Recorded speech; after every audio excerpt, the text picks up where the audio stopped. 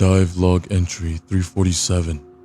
Location: Deep Atlantic Trench. Time: 3 hours. Team: 6 divers. The signal came in just past midnight, a low frequency hum.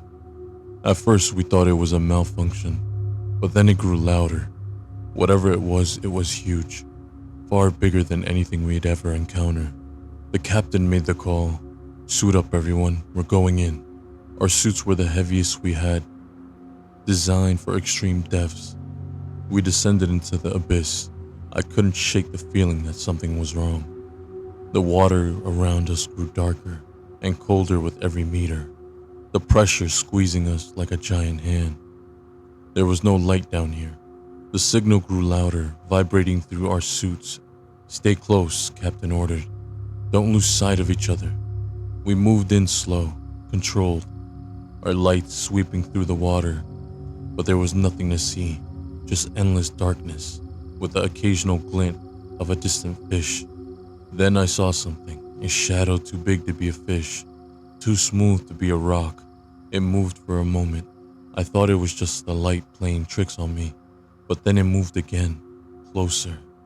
And then I realized, with a cold stab of fear, it was coming towards us. "Contact," I shouted, but the words were barely out of my mouth before it hit us. It was fast, far too fast for something so big, and I felt the scream rise in my throat. But nothing came out.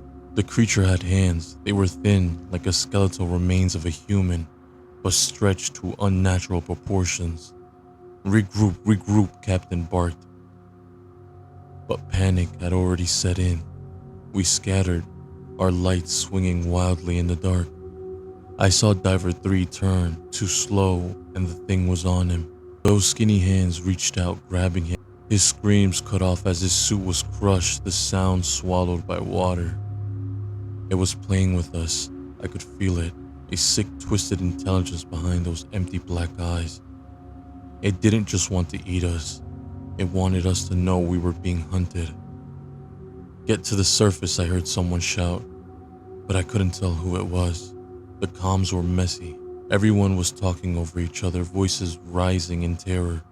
I turned, kicking hard, my heart pounding in my chest. The ascent was slow and painful, and every second I expected to feel those hands on my back, to see that gaping mouth in front of me.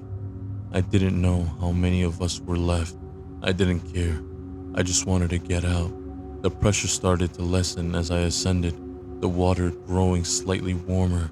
I glanced down just for a second, and I saw it below me, its pale body blending with the dark water rising towards me with those outstretched hands. I screamed and kicked harder, but it was too late.